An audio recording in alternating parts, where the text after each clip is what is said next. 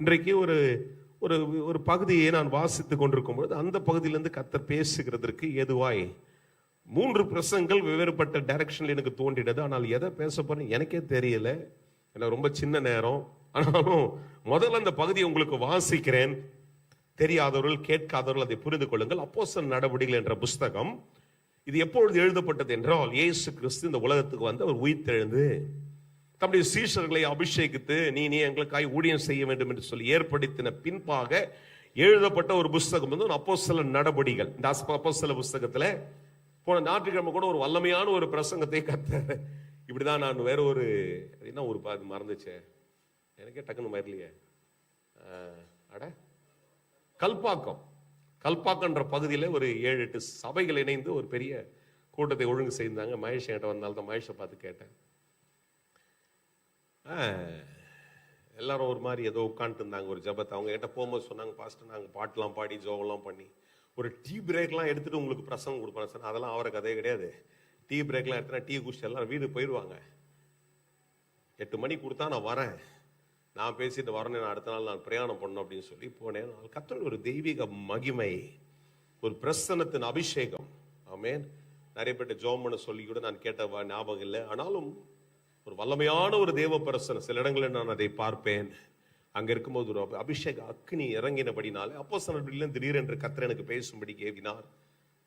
ஒரு பிரசங்க நோட்ஸ் எல்லாம் கிடையாது. ஆனால் அதுல இருந்து கர்த்தருடைய ஒரு அபிஷேக அக்னி சில முறைகள் அதை நான் பார்த்திருக்கிறேன். ஒரு மகிமையான ஒரு தேவ பிரசனம். அதுக்கு குறிப்பாக நிறைய சாட்சிகள் அவர்கள் எல்லாரும் பகிர்ந்து கொண்டார்கள். கர்த்தர் அந்த இடத்துல அசைவாட துவங்கினதை.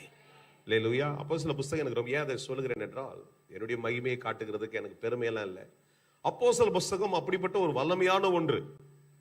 சில நேரங்கள் அதுல இருந்து நான் லீட் பண்ணி பேசும்பொழுது நான் பார்த்திருக்கேன். எங்கெல்லாம் பேசுறனோ அங்கெல்லாம் ஒரு பெரிய ஜெயத்தை பார்த்திருக்கிறேன். இன்றைக்கும் தம்பி அது ஒரு சின்ன சவுண்ட் ஒரு மாதிரி இருந்துட்டே இருக்குது. எனக்கும் டிஸ்டர்பன்ஸா இருக்குது, மற்றவங்களுக்கு இருக்கக்கூடாது. அதை கொஞ்சம் கண்ட்ரோல் பண்ணிக்கோங்க. 9ஆம் அதிகாரத்துல பேதுருவின் காலகட்டங்கள்ல இந்த பேதுரு யார் என்று தெரிந்து கொள்வதற்காக ஒன்னு சொல்லிடுறேன், தெரியாதவர்கள் தெரிந்து கொள்ளுங்க. பேதுரு இயேசு கிறிஸ்துவினால் தேர்ந்தெடுக்கப்பட்ட ஒரு சீஷனாய் இருந்தார். பேதுரு வந்து முதல் கட்டம் பாத்தீங்கன்னா ஒரு சபைக்கு வந்தோடனே ரொம்ப ஆர்வக்கோளாரா மாறுவோம் தெரியுங்களா? நம்ம ஊர்ல சொல்லுவாங்க ஆர்வக்கோளாறுவாங்களா. அந்த மாதிரி நான் இதை செய்யிட்டா அதை செய்யிட்டா, இதை பண்ணட்டா அதை பண்ணட்டான்னு சொல்லிட்டு எல்லாத்துக்கும் ஓடி தலையை கொடுக்குற அளவுக்கு ஆர்வக்கோளாறுங்க. கொஞ்ச நேரத்தில் ஈகோவும் ஆயிடுவாங்க. எனக்கு ஜபத்து கொடுக்கல, என்ன ஃப்ரண்ட் ரோல உட்கார வைக்கல, ஏன் நீ தான் உட்காரணுமா, ஏன் அவரு கூடவே நீ போற, நான் தானே போயிருக்கணும், நான் தானே அப்படிலாம் இருந்தவர். அவரு புரிஞ்சுக்கிறதுக்காக சொல்றேன். என்னுடைய வேர்ஷன் கூட நான் படிச்சது, நான் அதுல இருந்து நிறைய கற்றுக்கொள்கிறது கூட. இந்த ஆர்வ கோளாறு எப்படி ஆயிட்டாருன்னா, 2வது ஒரு பகுதி இயேசுவோடு தொடர்பே இல்லாமல் ஆகிவிட்டாருன்னு தான் அர்த்தம். ஏசாம ஒரு நாள் ஜெபம் பண்ண கூட்டு போறாரு. அவருடைய மரணம்னு சொல்றாரு. இனிமேல் நான் உங்க கூட இருக்கிறது கம்மியான நாட்கள் ஆயிடுச்சு, யூஸ் பண்ணிங்கப்பா என் கூட இருந்து ஜெபம். ஆனா தூங்கிடுறாரு. ஏசாமி சொல்றாரு, வந்துட்டு கொடுப்பா சொல்றேன்ப்பா, தூங்குறியாப்பா, எழுந்திருப்பா. கொஞ்ச நேரம் முடிச்சுன்னு சொல்ற ட்ரை பண்றான், முடியலன்னு சொல்லிட்டு திருப்பி தூங்கிறாரு. கடைசியில் விட்டாரு. தூங்குறவங்க தூங்குடா, விடுங்கடா அப்படின்ட்டு. அந்த பகுதியில தான் இன்னொரு விஷயத்தை பார்க்கிறேன். இப்படி இருந்த மனுஷன் தொடர்பே இல்லாததுனால இயேசு கிறிஸ்து அடிச்சு கூட்டு போறாங்க, துன்பப்படுத்தி. அவர் சொல்றாரு, எனக்கு இவர் யாருன்னே தெரியாது. 3 வருஷம் கூட இருந்தோம்னா சொல்றாரு, எனக்கு இவர் யாருன்னே தெரியாது. இன்னொரு பகுதி சொல்லுது, அந்த வசனத்துல வாசிக்கிறோம், என்ன விட்டுருங்கடா, என்ன எதனா பண்ணீங்கன்னா நீங்க எல்லாம் அவ்வளவுதான் உங்களெல்லாம் மாதிரி. எப்படி பேசுறாருன்னா, சபிக்கவும் தூஷிக்கவும் துவங்கினாருங்க. எப்படிப்பட்டவரா மாறிட்டாரு பாருங்க. அப்படிலாம் இந்த மனுஷன் இயேசு கிறிஸ்துனுடைய கடைசி ஒரு பிரசங்கம், அந்த பிரசங்கம் சொல்லு. இந்த பிரசங்கம் ரொம்ப ஆழமான ஒரு பிரசங்கமாக நான் பார்க்கிறேன்.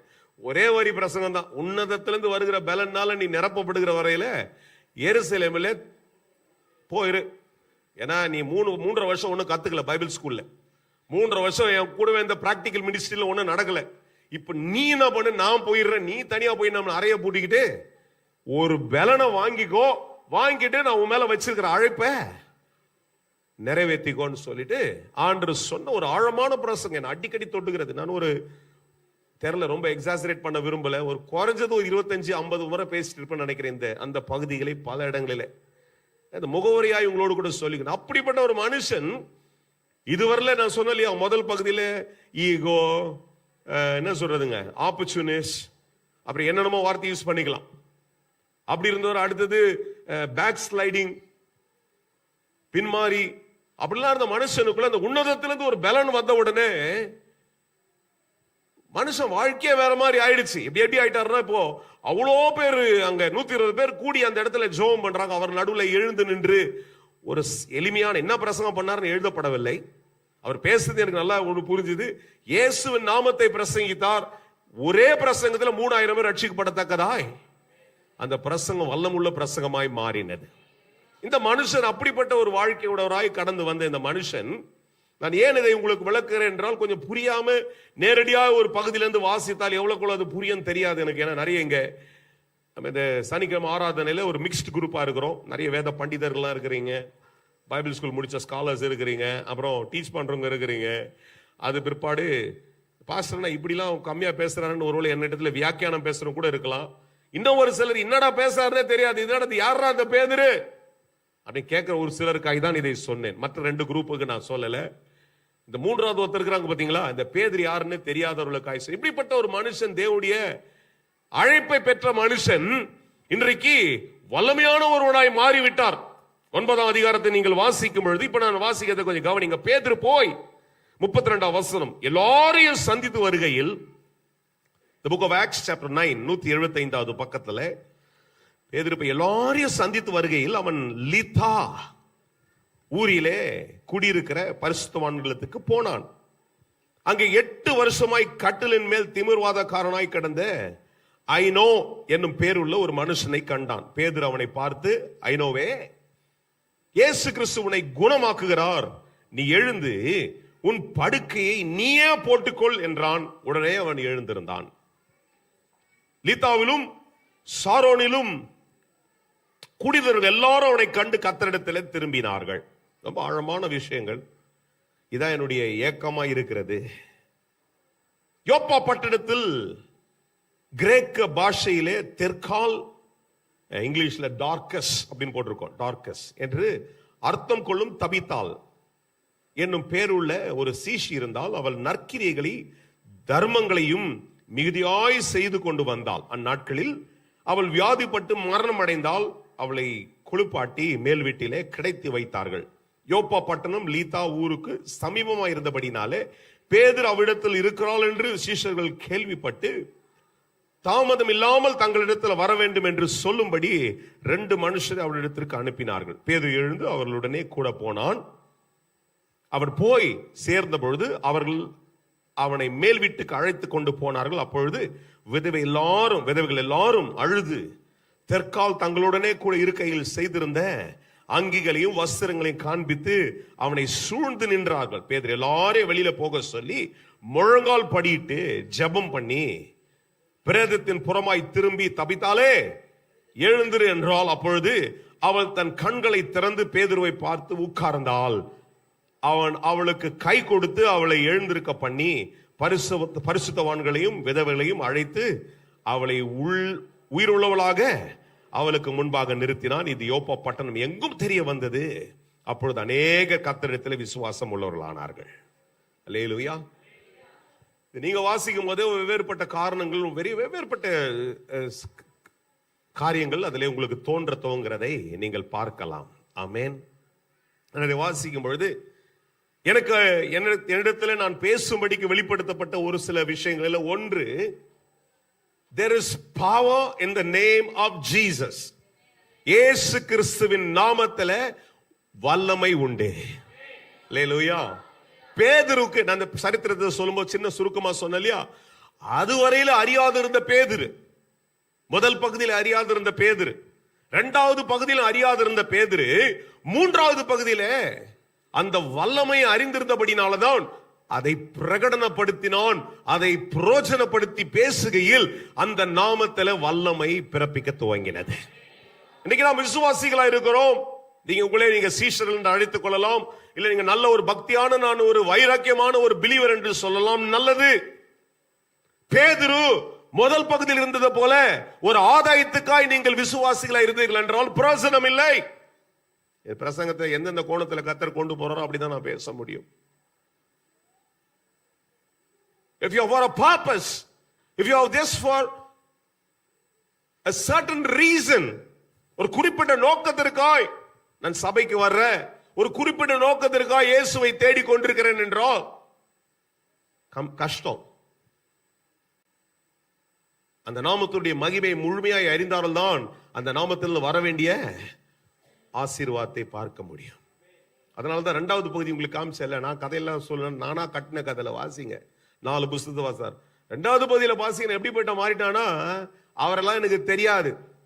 என்னடா ஆச்சு, 3.5 வருஷம் நீ அவர் கூட இருந்தது, சரித்திரபூர்வமா. அப்ப என்னடா ஆச்சு, அதெல்லாம் எனக்கு தெரியாது. அவரெல்லாம் திரும்ப அட்டாக் பண்ணி கேட்டீங்கன்னா அவ்வளவுதான், உங்களை தூஷிக்கும் சபிக்க தோங்குற அளவுக்கு அப்படி மாறின மனுஷன். ஏன்னா அடுத்த ஒரு கட்டத்துல என்ன பெரிய உணர்வு நடந்திருக்கும் எனக்கு தெரியாது. இந்த நாட்கள்ல நான் பேசுகிறதுடைய நோக்கங்கள் நல்லா புரிஞ்சுங்க. இது ஒரு முக்கியமான ஒரு காலகட்டம்.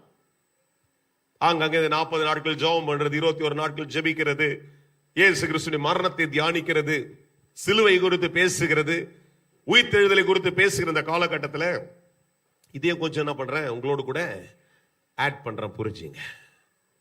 என்றைக்கு அதனுடைய ஆழத்தினுடைய வெளிப்பாடு, இயேசு என்கின்ற நாமத்தினுடைய ஒரு வெளிப்பாடு நமக்கு புரியுதோ, அன்னைக்கு அந்த நாமத்தினுடைய மகிமை உங்களால பார்க்க முடியும். நான் நினைக்கிறேன் முதல் பகுதியில இயேசுவோடு கூட அவன் ஊழியம் செய்யும் போது கூட நீ போய் இதை செய்யறான்னு சொன்னா செஞ்சிருக்க மாட்டாரு. சரி, ஒரு தைரியத்தை சட்டையை பிடிச்சி ஏதாவது செஞ்சிருப்பாரா தெரியல, சரி இருக்கிறார் இவர் பார்த்து பாருன்ற மாதிரி செஞ்சிருப்பாரா தெரியாது. ஆனால் இன்றைக்கு தனிமையில இயேசு இல்லாத ஒரு காலகட்டத்தில் அவன் எழும்பி என்ன சொல்றாரு, அழகா சொல்றாரு. அந்த வசனத்தை நீங்கள் வாசிக்கும் பொழுது என்ன சொல்றாருங்க, இயேசு உன்னை குணமாக்குகிறார், நீ எழுந்து உன் படுக்கையை நீயே போட்டுக்கொள் என்றான். உடனே அவன் எழுந்திருந்து, இதே மனுஷன் யோவான் 5ஆம் அதிகாரத்தில் ஆட்டு வாசல் என்கின்ற வாசலுக்கு வெளியிலே ஒரு மனுஷன் 38 ஆண்டுகள் படுத்து கிடக்கும் பொழுது இவனுக்குள்ள என்ன தோணுச்சிருக்கோம் தெரியல. See, I am part of a ministry, I am part of an organization, I am part of a group. ஒரு இயக்கத்தினுடைய ஒரு ஆளா நான் இருக்கிறேன், ஒரு ஸ்தாபனத்தில் நான் இருக்கிறேன், ஒரு சபையிலே சேர்ந்து இருக்கிறேன். அவங்க எல்லாத்தையும் செய்வாங்க, நான் என்ன பண்ணுவேன், ஏதோ கூட இருப்பேன். அப்படி இருந்த மனுஷனா தான் இருந்து இருப்பார். இன்னைக்கு இதே மனுஷன் அந்த பட்டணத்துக்குள்ள போகும் பொழுது, அந்த லித்தா பட்டணத்துக்குள்ள போகும் பொழுது, அந்த லித்தால ஒரு மனுஷன் படுத்திருக்கும் பொழுது யாரோ ஒருத்தரை பார்க்கிறது போல அல்ல, அவர் சொல்லுகிறது என்ன சொல்றார் என்றால், இயேசு கிறிஸ்து உன்னை குணமாக்குகிறார், நீ எழுந்து உன் படுக்கையை நீயே போட்டுக்கொள் என்றால் உடனே அவன் எழுந்திருந்தான். அல்லேலூயா. இன்றைக்கு தினத்தில் அமர்ந்திருக்கிற ஒரு எதிர்பார்ப்போடு அமர்ந்திருக்கிறோடையும் சொல்றேன், ரொம்ப நாள் விசுவாசி என்று சொல்லிக் கொண்டிருக்கிற உங்களிடத்திலும் நான் கர்த்தருடைய வார்த்தையை கொண்டு சொல்றேன். நான் சொன்னேன், எனக்கு தோணுன முதல் ஒரு பிரசங்கம் இது. என்ன பிரசங்கம் இது? இயேசுவின் நாமத்துல முடியாத எந்த ஒரு காரியமும் இல்லை, அந்த நாமத்தில் இன்றைக்கு ஒரு வல்லமை உண்டு. அல்லேலூயா. இரண்டாவது ஒரு காரியத்தை அன்றைக்கு தோர்கால், ஆமென், அவங்க பண்ணிருக்கும் போது அவர் சொல்றாரு, தொற்கால் இடத்துல ரூமுக்குள்ள போன உடனே இந்த காரியத்தை அங்க செய்யல. அடுத்த பாருங்க 40ஆம் வசனத்துல பேதுரு எல்லாரையும் வெளில போக சொல்லி முழங்கால் படிட்டு ஜெபித்து. The second thing that I want to declare here is there is power in your prayer. Amen. There is power in the name of Jesus. இயேசு கிறிஸ்துவின் நாமத்தில இன்றைக்கும் ஒரு வல்லமை உண்டு. எத்தனை பேர் நம்புறீங்க? இரண்டாவது உங்களிடத்துல சொல்ல விரும்புகிறது என்ன தெரியுங்களா? இயேசு கிறிஸ்துவின் நாமத்தினால ஜெபிக்கிற எந்த ஜெபத்திற்கும் ஜெயம் உண்டு. என் கூட தான் இருந்தீங்கன்னா நான் பேசுகிறதை கவனிப்பீர்கள் என்றால் நீங்க ஒன்றை ராத்திரில பிடித்துக் கொள்ளுங்க, என் ஜெபத்தை நான் இயேசுவின் நாமத்துல ஜெபிக்கும் பொழுது எப்பேற்பட்ட காரியமும் நடக்கும். அல்லேலூயா. சொல்லுங்க, எத்தனை பேர் நம்புறீங்களோ உங்க வாயில அறிக்கையிடுங்க, இயேசுவின் நாமத்துல ஜெயம் உண்டு. இயேசுவின் நாமத்தை அறிக்கையிடும் பொழுதெல்லாம் சொல்லுங்க, இயேசுவின் நாமத்தை அறிக்கையிடும் பொழுதெல்லாம் அந்த நாமத்துல ஒரு ஜெயம் புறப்பட்டு வருகிறது. சொல்லுங்க, அந்த நாமம் ஒரு மதத்தை சார்ந்தது அல்ல. சொல்லுங்க, அந்த நாமம் ஒரு மதம் அல்ல. சொல்லுங்க, அந்த நாமம் ஒரு மதம் அல்ல. அந்த நாமம் ஒரு வற்புறுத்தல் அல்ல. அந்த நாமம் எனக்காய் மரித்த நாமம். சொல்லுங்க, என்னை மீட்ட நாமம். இன்றைக்கு உயிரோடு இருக்கிற அந்த இயேசுவின் நாமத்துல ஒரு ஜெயம். வாயை திறந்து சொல்லுங்க ஐயா, பிரதர் சொல்லுங்க, சிஸ்டர் சொல்லுங்க, தம்பி சொல்லுங்க, வாலிபர்களே சொல்லுங்க, பிள்ளைகள் சொல்லுங்க, எல்லாரும் சொல்லுங்க, இயேசுவின் நாமத்துல ஞானம் உண்டாகும். இயேசுவின் நாமத்துல ஞாபக சக்தி வரும். இயேசுவின் நாமத்துல கதவுகள் திறக்கப்படும். இயேசுவின் நாமத்துல அற்புதங்கள் நடக்கும். இயேசுவின் நாமத்துல ஜெயம் வர. அல்லேலூயா. அதை அறிந்த பேதுரு கூடவே இருக்கும்போது அதை உணர்ந்துக்கல. நிறைய பேர் அப்படிதான் யோசிக்கல. சொல்லுவாங்க, கூடவே இருக்கும்போது விட்டுட்டேயா. அது நம்ம ஆட்கள் நிறைய பேர் பேசுறதை கேட்டிருக்கிறேன். நான் கூட நிறைய பேர் உணர்ந்துறேன். எங்க அப்பா எல்லாம் இருக்கும்போது கூடவே இருக்கும்போது எல்லாம் செய்யாம போயிட்டோமே. எங்க அம்மா சுட்டு தர தோசையை எப்ப பார்த்தாலும் திட்டுவேன். அதெல்லாம் இப்போ அதை நான் மேனேஜ் பண்றது நிறைய பேர் சொல்றது, டே அம்மா அப்பா கூட இருக்கும்போது அவளை கனப்படுத்துங்க, அவங்க செய்யறதை அப்ரிஷியேட் பண்ணுங்கடா. இல்லாத போது பலருக்கு அறிவுரை தான் சொல்ல முடியும் தவிர அவரிடத்துல போய் என்ன பண்ண முடியாது, அவர்கள் செய்கிற அந்த காரியத்தை அனுபவிக்க முடியாது. இல்ல, கூடவே இருக்கும்போது நம்ம விட்டுட்டோமே அப்படின்றது. கூடவே இருக்கும்போது இவருக்கு அவருடைய அருமை தெரியல. பரவாயில்ல, தூக்கிட்டு போறாங்க, தூக்கிட்டு போயிட்டு இவரை சிலுவையில் அடிக்க போறாங்க. அதனுடைய உணர்வும் இல்லை இவருக்கு. நான் பொழைச்சிக்கிட்டா போதும், நான் வாழ்ந்தா போதும், நான் எப்படியாவது தப்பிச்சா போதும்னு சொல்லிட்டு தன்னை எஸ்கேப் படுத்திக்கிறதுக்கு தான் அவர் பிரகடனப்படுத்திக்கிறார். அவரு முக்கியத்துவம் காண்பித்துக் கொள்கிறார். ஆனால் ஒரு வார்த்தை அவரை தொட்டு விட்டது. அந்த வார்த்தைக்கு நேரம் அவர் இணங்கிட்டாரு.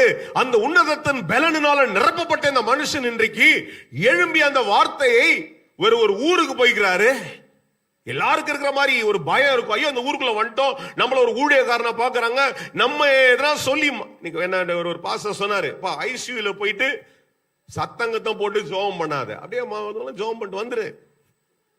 ஏன்னா ஐசியூல எதனா பேசிட்டு நடக்காம போச்சுன்னா குடும்பமும் பிடிச்சிப்பாங்க.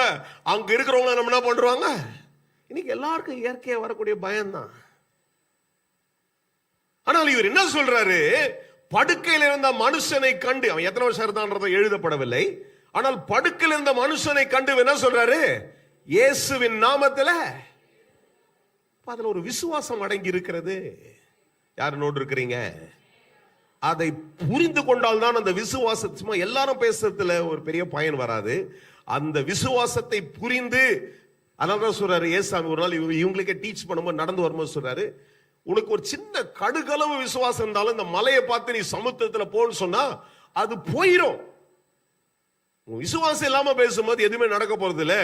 அந்த ஒரு சின்ன கடுகளவு விசுவாசம் இருந்து கூட அந்த சமுத்திரத்துல போன்னு சொன்னா என்ன பண்ணது, மலை புரண்டு போயிடும். இரண்டாவது ஒரு காரியத்தை செய்கிறார். எல்லாருக்கும் முன்பாக அவங்க முழங்கால் படிட்டு என்ன சொல்றாரு, எல்லாரும் அனுப்பிச்சு சொல்றாரு. என்ன ஜெபம் பண்ணாருன்றது பெருசா எழுதப்படவில்லை. என்னென்னலாம் சொல்லி எதெல்லாம் லிஸ்ட் பண்ணி ஜெபம் பண்ண சொல்றாரு. ஒண்ணுதான் ஜெபம் பண்ணிருப்பாரு, ஆண்டவரே இந்த அறையை பூடிட்டேன். எனக்கு வெளிப்பாடு வந்தது, நான் தோணுது, ஆண்டவரே என்னை ஒரு நாளும் கர்த்தர் வெட்கப்படுத்த மாட்டீங்க. உம்ம நாமத்தை நம்பி ஊழியம் செய்யறேன். உம்ம நாமத்தினால இன்றைக்கு இந்த மேல் வீட்டு அறையில ஏறிட்டேன். இந்த மரண ஆமேன் இந்த சரீரத்துக்கு நேராய் நான் முழங்கால் படிட்டு உம்முடைய நாமத்துல ஒரு வல்லமை உண்டு என்பதை நான் பார்க்க. எத்தனை பேருடைய ஜபங்கள் அப்படி இன்றைக்கு மாறுமோ, அந்த ஜபங்களுக்குள்ள ஒரு அற்புதம் நடக்க துவங்கும். இந்த பகுதியில் நீங்க வேற ஏதெல்லாம் பேசுவீங்க, உங்களுக்கு என்ன கத்த தோணார் அதை வச்சு நீங்க பேசுங்க, ஜெபம் பண்ணுங்க. எனக்கு சொல்றதை உங்களிடத்துல இந்த ராத்திரில பேசி கொண்டிருக்கிறேன். அல்லேலூயா. My faith can overcome any obstacle. என் விசுவாசம் இப்பேற்பட்ட சூழ்நிலையை மேற்கொள்கிறதுக்கு ஏதுவாய் மாற முடியும். என் ஜபம் ஜெயமாய் மாறும். அந்த நம்பிக்கை இருந்ததுனாலதான் கூட இருந்தவங்கலாம் ஏக்கமா பார்த்து வசந்த படிக்கும் போது உங்களுக்கு ரொம்ப ஆழம் புரிஞ்சிருக்கேன். அவங்கெல்லாம் ஒன்னா சேர்ந்து செய்ததெல்லாம் வச்சுக்கிட்டு நிக்கிறாங்க. எப்படி தெரியுமா, இன்னைக்கு நிறைய பேர் அப்படித்தானே இருப்பாங்க. ஒரு மரண வீட்டுக்கு போகும்போது அப்படியே நிப்பாங்கல்ல, அவங்க எல்லாரும் வெளியில அனுப்பிச்சுட்டு அவர் ஜெபம் பண்றாரு. ஜெபம் பண்றாரு, ஆண்டவரே என்னை ஒரு நாளும் வெட்கப்பட விட மாட்டீங்க. உடைய நாமத்துல ஜெயம் உண்டு, உடைய நாமத்துல அற்புதம் உண்டு. இந்த கதவை நான் திறக்கும் பொழுது இந்த லீத்தியால் உயிரோடு இருக்கிறதை தான் நான் வெளியில காண்பிப்பேன். ஆமென். இந்த தபித்தால் உயிரோடு இருக்கிறதா நான் பண்ணுவேன். இந்த தோர்க்கால் உயிரோடு இருக்கிறதை தான் நான் பண்ணுவேன். வெளியில நான் ஜனங்களுக்கு காண்பிப்பேன் என்று ஜெபித்ததை கர்த்தர் ஜெயமாய் மாற்றினார். அல்லேலூயா. இது ஒரு பிரசங்கம் எனக்கு தோன்றினது. இரண்டாவது ஒரு பிரசங்கம் என்னன்னா, நான் இந்த நாட்களில் உங்களுக்கு ஒரு வாக்குத்தத்த வார்த்தையை பேசிக் கொண்டிருக்கிறேன். உங்களுக்கு நன்மை உண்டாகும் என்று. சத்தமா சொல்லுங்க, மறந்துட்டீங்க போகுது. ஒரு வாரம் தான் நான் பேசல, அதுக்குள்ள மறந்துடக்கூடாது. என்ன சொன்னாருமா? சொல்லுமா, வாயை திறந்து சொல்லுங்க. என்ன வருமா? நீ நீதிமானம் தான், உனக்கு நன்மை தான் வரணும். தோர்க்கால் நற்கிரியைகளை செய்து கொண்டிருந்தவளாய் இருந்தால், டார்கஸ் தபித்தால் என்ன பண்ணாருங்களா? நல்ல கவனிங்க, என்ன போட்டுக்குது? அவள் என்ன பண்ணாருங்களா? தர்மங்களையும் நற்கிரிகளையும் தர்மங்களையும் மிகுதியாய். அப்ப எனக்கு நல்லா புரியுது, அந்த நீதிமானுக்கு கர்த்தர் நன்மை செய்யாமல் இருக்கவே மாட்டார். அல்லேலூயா. ஆமா, உலகம் என்ன சொல்றோம்? இவ்வளவு நல்லதெல்லாம் பண்ணா, இவ போய் இப்படி போனோமா, இந்த குடும்பம் இப்படி ஆயிடணுமா, இந்த குடும்பம் ஒண்ணு இல்லாம ஆயிரணுமா, ஏசு ஏசுன்னு போயிருந்துச்ச, எல்லாம் ஏசு நாமத்துல செஞ்சதே, இந்த குடும்பம் ஒரு நாள் கர்த்தர் உன் பேரை அப்படி விடவே மாட்டார். வாயை திறந்து ஆமான்னு சொல்லுங்க. உங்க கவனம் இங்கதான் இருக்கணும். நேரத்தை பார்க்கறவங்க தயவுசெய்து சனிக்கிழமை ராத்திரி ஆராதனைக்கு லைவ்ல பாருங்க, சமைச்சிக்கினே பாருங்க, எதுனா பண்ணின்னு பாருங்க. கொஞ்சம் கேட்கறவங்க உட்காந்து என்ன பண்ணுங்க, கேளுங்க. என்னால கட்டுப்படுத்த முடியல, ஒரு மணி நேரத்துல முடிக்க முடியாது, ஒரு 10-20 நிமிஷம் எக்ஸ்ட்ரா தான் ஆகுது. அல்ல, அதை மீறிட்டு என்கிட்ட கொஞ்சம் கேளுங்க. நான் பேசுறத கர்த்தர் சொல்றதை கேட்டுங்க. என்ன தெரியுங்களா? நீ நல்லவனா இருக்கும்போது கர்த்தர் உன்னை ஒரு நாளும் உன் பேரை இழிவுபடுத்த மாட்டார். நீதிமானாகிய உனக்கு நன்மை உண்டாகும். எத்தனை பேர் என்னோடு தான் இருக்கிறீங்க? இப்படி போயிடுச்சே இந்த அம்மா இவ்வளோ நல்ல பொம்பளையா இருந்துச்சே, ஒன்னெல்லாம் ஆயிடுச்சு, அந்த குடும்பம் இப்படி ஆயிடுச்சு, இந்த பிள்ளைங்களாம் அப்படிலாம் ஒரு நாள் உங்களை பத்தி யாரும் பேசுறதுக்கு கர்த்தர் விடவே மாட்டார். எத்தனை பேர் நம்புறீங்களோ தெரியல. எத்தனை பேர் அப்படிப்பட்ட ஒரு கவலையோடு இருக்கிறீங்க எனக்கு தெரியாது. முதல்ல ஒரு பகுதியை உங்களிடத்துல சொன்னேன். இயேசுவின் நாமத்துல சொல்லுங்க, வாயை திறந்து பேசுங்க. இயேசுவின் நாமத்துல வல்லமை உண்டு, இயேசு நாமத்துல ஜெயம் உண்டு. என் ஜபம் ஜெயமாய் மாறும். என் ஜபத்திற்கு பதில் உண்டு. யாரெல்லாம் என்னோடு கூட அதை அறிக்கிறீங்களோ அறிக்கை எடுங்க. இரண்டாவது ஒன்றை சொல்லுகிறேன், நீதிமானாகிய என்னை கர்த்தர் ஒரு நாள் விடவே மாட்டார். எத்தனை பேர் என்னோட பேசுறீங்க? எத்தனை பேர் சொல்றீங்க நீதிமானாக? பாருங்க, இது ஒரு கதை மாத்திரம், ஒரு பகுதி இல்லை. அதுக்குதான் முழுசா ஒரு 10 வசனத்தை வாசிட்டு எனக்கு கர்த்தர் என்கிட்ட சொல்லி உங்ககிட்ட சொல்றதை நான் சொல்றேன். நீதிமானாகிய உன்னை கர்த்தர் ஒரு நாள் விட மாட்டார். ஒரு சகோதரன் என்கிட்ட வந்து சொன்னாரு, என்கிட்ட என்னன்னா குறை, பேரெல்லாம் சொல்ல விரும்பல, என்ன இவ்வளோ எல்லாம் தெரியும், நான் அப்படி பண்ணேன்னா அது ஏற்கப்படுது, ஆனால் நான் ஒரு முன்னேற்றத்தையே பார்க்க முடியலையே. ரொம்ப வருஷத்துக்கு முன்னால இந்த வசனத்தை நான் அவருக்கு சொன்னது எனக்கு ஞாபகம். நீதிமானுக்கு கர்த்தர் நன்மை செய்வார். நீ செய்யற நற்கிரியை விடாத, நடக்கலன்றதுனால காம்ப்ரமைஸ் ஆயிடாத, ஒருவேளை இந்த சோதனையோட போறதுனால பின்னாட போயிடாத. Don't backslide. எவ்வளவு டெம்டிங்கா இருந்தாலும் பாவத்துல மாட்டிக்காத. நீ செய்யற நீதியிலேயே நில்லுன. நீ கர்த்தர் அவரை உயர்த்தி நல்ல உயர்வான ஒரு ஸ்தானத்துல கர்த்தர் வைத்திருக்கிறார். இப்ப சொல்றாரு, நான் அதுதான் நிறைய பேருக்கு அப்படி ஜெபம் பண்றது, நான் கண்கூடாய் பார்த்ததுதான் சொல்றேன். இன்னைக்கு எனக்கு போதும் போதும் வருது, விடுப்பு இல்லாமல் ஓடிக்கொண்டிருக்கிற அளவுக்கு என்ன பண்ணுது, எனக்கு பணம் வந்துட்டு இருக்குது, ஓய்வு இல்லாமல் ஓடிக்கொண்டிருக்கிறேன். எத்தனை பேர் அப்படி எதிர்பார்க்கிறீங்களோ தெரியல. கர்த்தர் உங்களுக்கு அதை செய்வார். நீதிமானுக்கு நன்மை வரும். யார் என்னோடு இருக்கிறீங்க? இந்த அம்மாவுடைய மரணம் இப்படி எழுதப்படும்படி கர்த்தர் விடவில்லை, அதை இப்படி ஒரு கோணத்துல கொண்டு வந்து இங்க ஒரு காரியத்தையும் கர்த்தர் காண்பிக்கிறார். ஜெபத்தினால ஒரு உயிர்ப்பிப்பும் வரும். இந்த நீதிமான அப்படியே விட்டுறவும் மாட்டார். அல்லேலூயா, அல்லேலூயா. எனக்கு மூன்றாவது இன்னொரு காரியத்தையும் கர்த்தர் காண்பித்தார். இது ஆரம்பித்த இந்த பிரசங்கம் ஆரம்பிக்கிற இடம் எதுன்னு பாத்தீங்கன்னா லீதா. ஆமென். லைடா அப்படின்னு போட்டுக்குது இங்கிலீஷ்ல பாத்தீங்கன்னா லீதா. லீத்தால் என்றால் a place of strife, a place of suffering, a place of struggle. ஆமென். ஒரு போராட்டத்தின் இடம். இந்த முழு சம்பவங்களும் பேதுருக்கு எங்க ஆரம்பிக்குதுன்னா லீத்தால் ஆரம்பிக்கிறது. ஆனால் எங்க போயிட்டு அது முடியுதுன்னா யோப்பால முடியுது.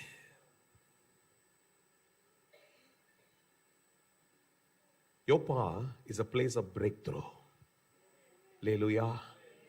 ஒரு போராட்டத்தில் உன் வாழ்க்கை கடந்து வரும் என்றால், ஆமென், போராட்டத்தோடு கூட உன் வாழ்க்கை கடந்து வரும் என்றால் கர்த்தர் அது ஒரு பெரிய ஆசீர்வாதமாய்த்தான் கர்த்தர் மாற்றி போடுவார். அந்த யோப்பாவை குறித்து நான் திடீரென்று இங்க உட்கார்ந்திருக்கும் போது தான் எனக்கு திடீர்னு ஒரு சிந்தனை ஓட்டினது. ஆண்டவர் 2 மனுஷர்களிடத்தை யோப்பாவை எனக்கு கர்த்தர் ஞாபகப்படுத்துறார். ஒன்று யோனா கிட்ட சொல்றாரு, நீ எங்க போன்னு சொல்றாரு, நினிவேக்கு போக சொல்றாரு. எங்க போக சொல்றாரு? சரித்திரம் தெரிஞ்சவங்க சொல்லுங்க. இப்ப யோனா கதையை நான் போய் ஸ்டார்ட் பண்ணேன்னா அது காலில் வரைக்கும் பேசுற அளவுக்கு மாறிடும். அதனால நான் சுருக்கமா வேறொரு மனுஷன் இருக்கிறார், தீர்க்கதரிசி ஆகிய இன்னொரு மனுஷன் ஊழியம் செய்யும்படிக்கு அழைக்கப்பட்டு ஆண்டவர் சொல்ற நீ நினிவேக்கு போ. அவர் எங்க போறாரு தெரியுங்களா? தர்ஷீஷுக்கு ஏறும்படிக்கு எங்க போறாரு? தர்ஷீஷு போது யோப்பாவுக்கு போறாரு. இந்த யோப்பாவை this man used as a escape from God's call. ஆமென். யோப்பா எதுக்காக? கர்த்தருடைய அழைப்பை நிராகரிக்கிற ஒரு இடமாய் மாற்றி கொள்ளும்படிக்கு தான் என்ன பண்றாரு? யோப்பாவுக்கு போறாரு. He refused and he wanted to run away. அது சரித்திரத்தை வாசிக்காதவங்க தெரியாதவங்க வேதாமத்தில் பழைய ஏற்பாட்டில் யோனான்றது ஒரு சுருக்கமான ஒரு சின்ன புஸ்தகம் தான். நல்ல அழகா இருக்கும் அந்த கதை, நல்லா இருக்கும். ரொம்ப சிம்பிளா அதை வாசிக்கலாம். ஆனால் சிலலாம் போய் வாசிக்கணும்னா 10 அதிகாரம் ராத்திரி உட்காந்து வாசித்து பார்த்தீங்கன்னா நல்லா புரிய தொடங்கும். இந்த யோப்பா பட்டணத்தை இந்த மனுஷன் இப்படி என்ன பண்ணிட்டாரு? ஆனா பேதுரு எப்படி இருந்தாரு? எஸ்கேப் ஆவரா இருந்தாரு. சொல்லுங்க, பேதுரு எப்படி இருந்தாரு? பின்மாற்றமுடையவராய் இருந்த இந்த பேதுரு இந்த யோப்பால தான் தேசங்களுக்கு சுவிசேஷம் கொண்டு வருகிற இடமாய் இந்த யோப்பாவை பேதுரு மாற்றினார். அல்லேலூயா. Global gospel, the vision of God started revolutioning. இன்னைக்கு ராத்திரி இன்னொரு காரியத்தை நான் சொல்ல விரும்புறேன். கர்த்தருனை தேர்ந்தெடுக்கிற இடத்துல ஒருவேளை நிராகரிக்கை கர்த்தருக்கு ஒருவேளை வேணாம் அப்படின்னு ஒதுக்கொண்டிருப்பா என்றால் அந்த இடத்துல தான் கர்த்தர் ஒரு பெரிய வெளிப்பாட்டை உனக்காய் வைத்திருக்கிறார். எத்தனை பேர் நோடு இருக்கிறீங்களோ எனக்கு தெரியாது. இங்கெல்லாம் என்ன வரும்? நான் கடந்த வாரத்தில் உங்களுக்கு சொன்னல, இந்த மனுஷன் அங்க உட்கார்ந்துன்னு சொல்றாரு, இதுக்குள்ள வரவே இல்லை. கூப்பிடும் பொழுது என்ன சொல்றாரு?